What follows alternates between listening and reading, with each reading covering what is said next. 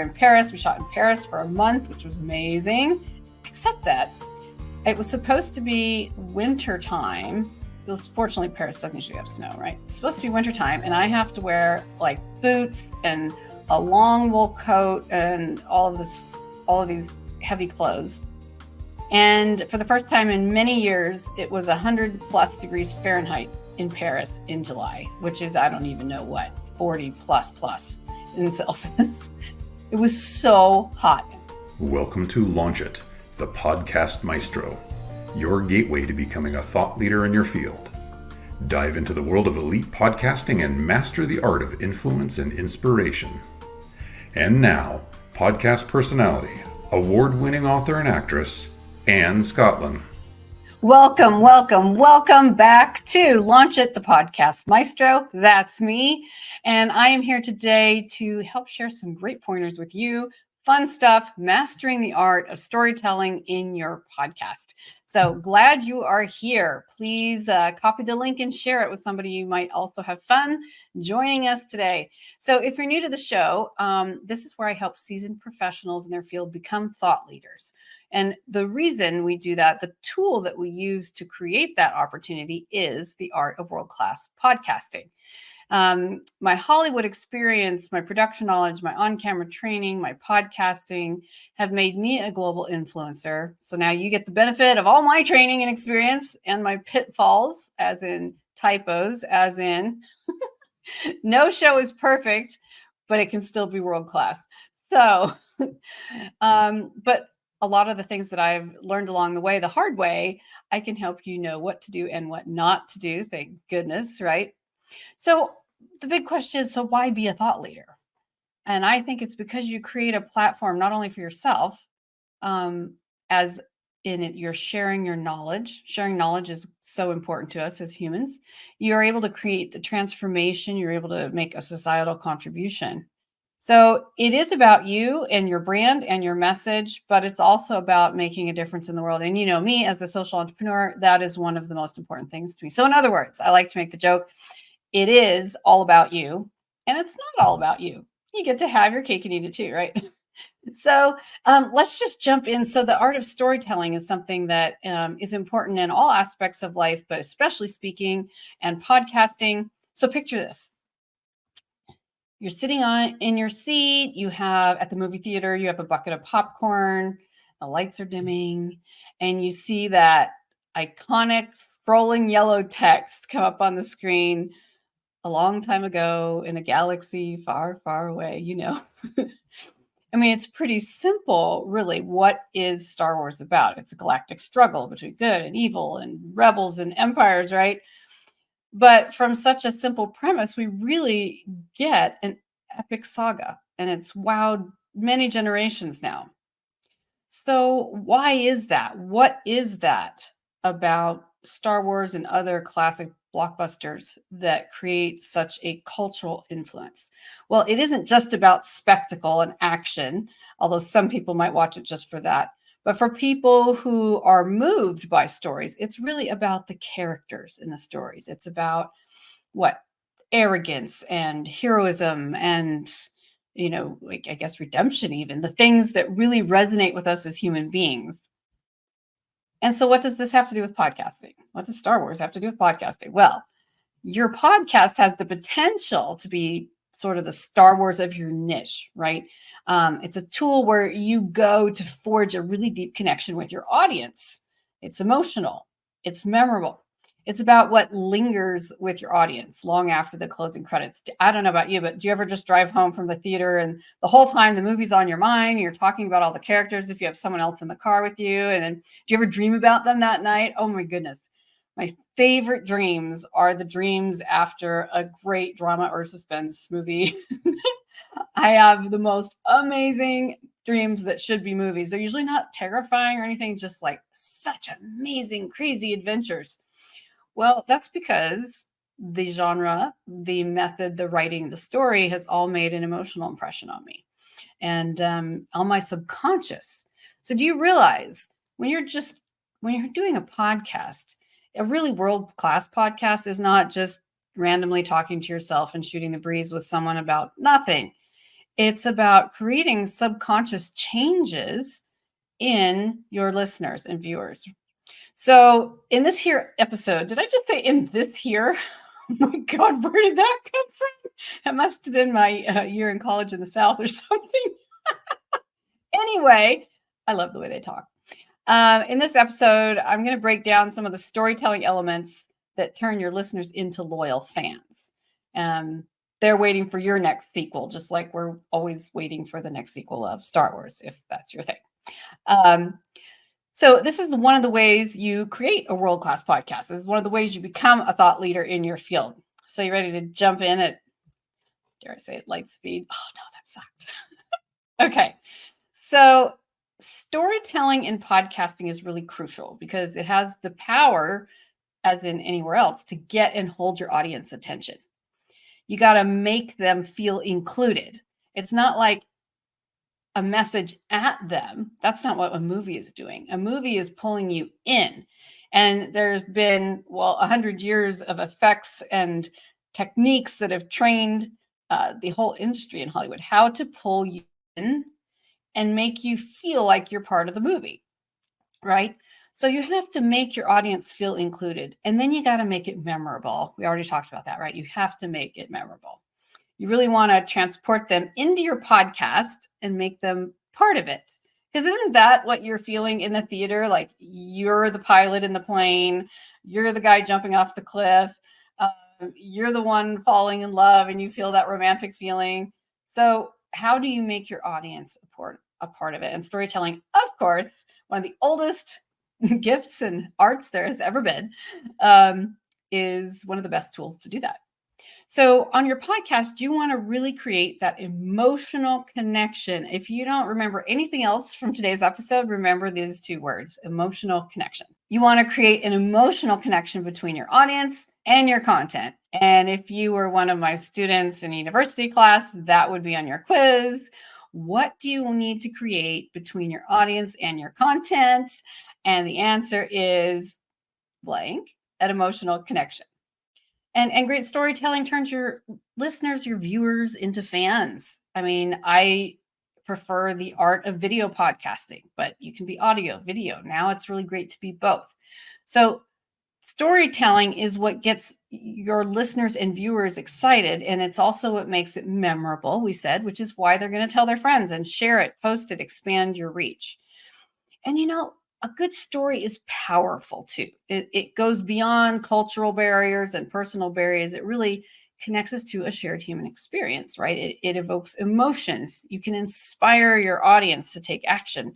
And as we already said, you can help them to feel like they are part of it. You can change their subconscious, like the movie actually, Star Wars epic film, whatever you might be watching, it literally is in your brain forever, which is how we can dream about it or how we create crazy dreams that are nothing like our lives, right? And influence our thinking. So there is a science behind storytelling. And our brains are wired to respond to stories. Specifically, our brains are wired to respond to stories. And scientists have shown that messages delivered as stories can be up to 22 times more memorable than just facts. 22 times. So you see why this is so critical to helping make you a thought leader in your field. When I'm working with my clients, when I'm helping them create a world-class podcast, we're going to have a lot of stories in there.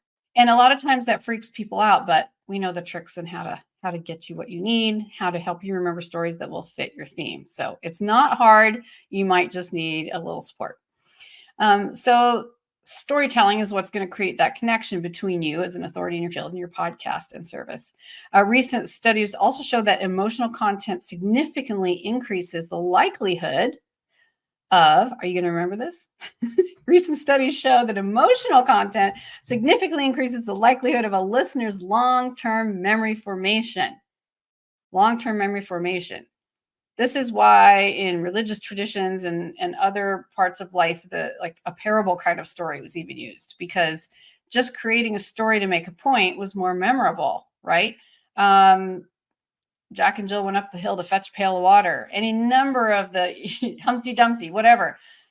These stories, whether they were visual when you saw them or you only heard them at first, they've created a visual impression on you, and it's improved your retention and the recall of information. So emotional engagement is specifically linked to retention and recall of information. Studies using neuroimaging, because we talk about this a lot in my other show, which is Focus Meta Mindset, where we talk a lot about neuroscience and business. Studies using neuroimaging techniques like positron emission tomography, or PET, right, have identified that this emotional content really engages specific neural networks, the emotional content, right, leading to increased activity in brain regions that are associated with emotional processing and memory, such as the amygdala, of course, right, in various prefrontal areas.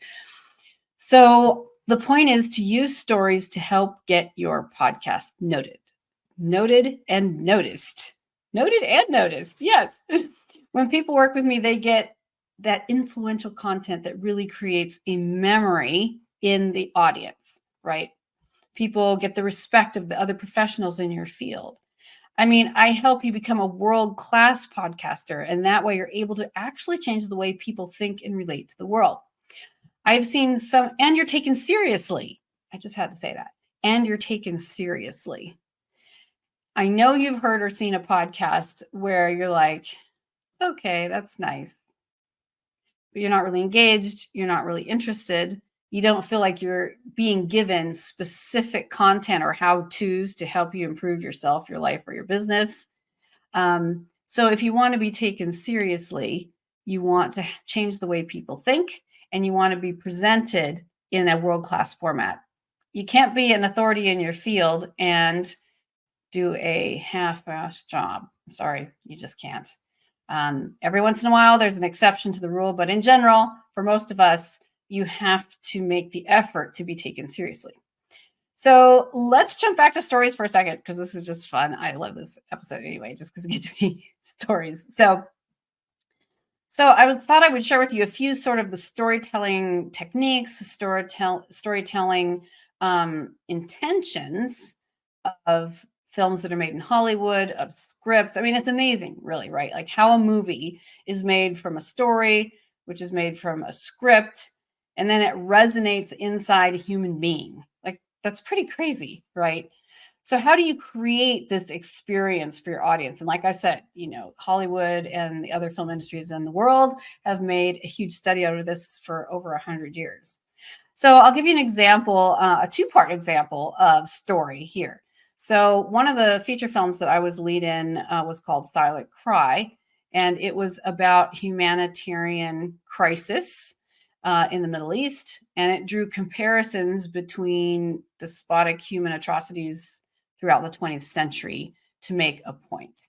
So part of the movie we actually had to make in an actual concentration camp to create a dramatic experience for the viewer to understand how terminal the human rights abuses were in this story. And it's not a movie you would watch for fun. I was playing a media person that was going out and interviewing survivors of a humanitarian atrocity. So as an investigative reporter, it was my job to go around and talk to people and find out what their real life experiences had been. And this was a docudrama, so everybody was an actor, but the content was important. I worked extra hard to land that role because it was a story that made my heart feel something.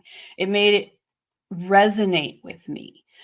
The director of the film had lost both of his sons in this political humanitarian atrocity and his wife. And this was a very personal story for him. A lot of other people that were involved with the movie also had loved ones or friends or literally whole families that had been lost. So when you start to feel that real humanity of being incarcerated or tortured or put to death for living a free lifestyle, by having the freedom to make your own choices, by having a certain political view, you start to realize this is really serious stuff. So 2 levels. We're making a story about this, but also as in filming, a little dark, I'm sorry, but in the concentration camp, right? Because it's real and it made people feel something and empathize in a very specific way. So this was the story, using another story as a comparison to create an emotional connection with the audience. And not only this, I was having my own experience whilst making the movie. Did I say whilst? Man, who am I today? While I've been reading too much medieval text, making the movie myself. So my own experience. This is like a story about a story about a story. So you see how those levels can start adding up and really create an impression. So for me, it was interesting. I hated filming in the concentration camp. It was so dark, and I guess we had permission, but it just felt I was not comfortable at all. I didn't feel right about it, even though, it was for a purpose. But it's hard when your own emotions about the own stories you've heard all your life resonate in a sense where you actually are feeling sick and your job is to act, but you feel like just running away. It's really interesting. But we had some great times too. We were in Paris. We shot in Paris for a month, which was amazing, except that it was supposed to be winter time. Fortunately, Paris doesn't usually have snow, right? It's supposed to be winter time, and I have to wear like boots and a long wool coat and all of these heavy clothes. And for the first time in many years, it was 100 plus degrees Fahrenheit in Paris in July, which is, I don't even know what, 40 plus in Celsius. It was so hot. And Paris is humid in the summer often. And so I remember standing at the bridge right in front of the Eiffel Tower where we were shooting. We shot under the Eiffel Tower, and then we were shooting at the bridge. And the director wanted me to walk up the steps, getting off of one of those famous boats, right? Or go down the steps anyway, or both. The river boats there on the Seine. And so up and down the steps, the whole camera crew's there, everybody's filming, and I'm starting to turn red, and there's huge rivers, no drops, rivers of sweat going down my back, like running down my back. I almost got heat strokes. These are one of the things you never hear about with acting. Acting can be physically torturous, for one thing, but memorable. Another memorable part of that shoot there in Paris was in Père Lachaise Cemetery, which is, as you know, a very, very famous cemetery where many greats are buried. Chopin, Rossini, Oscar Wilde, and of course the most visited grave, which is Jim Morrison's grave. And so many, many, many more famous people are there, buried there. And again, I think we were filming near a memorial that fit the profile of the story or was somehow related. But somehow our permit hadn't come through to film in time. And so a tiny contingent of us, like 4 or 5 of us, the director made an executive choice that we were going to go into the cemetery and guerrilla shoot, which means you're shooting without a permit, and just grab the, few sentences or whatever that we needed to shoot. Well, we got out there, we started filming. I was not comfortable with that either. Not every acting job is a job that you're like comfortable with how it's produced. So it gets very complicated. I was like, I'm not comfortable with this because it's against the rules and we don't have permission, and I don't want to feel like I'm desecrating anything, but it's also your job. So it's very awkward. So we go out there into the cemetery and we start shooting. And then here come the Parisian police, a whole bunch of them, and they come up and start shouting in French at us. And I was just like, oh my God, this whole thing, I'm going to literally end up in a French prison, a French jail. So I ran and hid in the cemetery. Of course, they couldn't find me. There's a lot of places to hide. I felt like I was 5 years old. I'm like, I'm not going to get arrested. They all want to get arrested. Go ahead. I'm not getting arrested. So in the end, the police, I don't know, they came to an understanding, and everyone wondered where the lead actress was, and it was all a great drama, and my director was mad at me. And anyway, so you see what it feels like experiencing a story and even a story about a story about a story, right? How did you feel in your stomach when the police were shouting in French? Like, how does that make you feel? How does it make you feel that I was seeing these incredible graves of famous people who changed the world, who were absolutely the thought leaders of their day and then some, and had used the tools they had at the time to create a global influence. So what we're doing here is helping you understand how I can give you the tools you need to create stories that give you a world-class podcast that makes it memorable and that allows you to become even greater authority in your field. And as we go forward, I'm going to be bringing even more practical tips to you, helping you craft your story, more how-tos, and just being vulnerable. I've never shared that story publicly before about hiding in the cemetery because it's embarrassing, honestly, and humiliating. And I'm sure lots of people have comments they'd like to make about it. But importance of vulnerability in first-person storytelling is really critical because people really feel you and they're affected, whether you agree, whether you disagree. You felt something, you had an opinion, you were affected, and you're encouraging your listeners to really take that to heart, to feel that, to form even an opinion that's not yours. At least they had to think about it, right? It's just fascinating how much stories affect us physically and mentally. Well, again, we're going to do more in a coming episode on how-tos in your storytelling for your podcasts. In the meantime, please send me your questions about storytelling. My email address is streaming. I will answer your email. It's Anne Scottlin. Whoops, let me see. That's annescottlin.com is the website. The email is contact@annescottlin.com. Shoot me comments, questions, ideas for the show. I would love to help you make your podcast a world-class success and help you be a true thought leader in your field. That's my job, and that's what I'm here. So please check out the website, check out the show, annescottlin.com, and share this link with a friend that might enjoy it, even just for the stories. I'll see you here again next week. We're stream on Wednesdays. That's 9 a.m. Pacific, 12 p.m. Eastern, 5 GMT. And I can't wait to see you then. Cheers.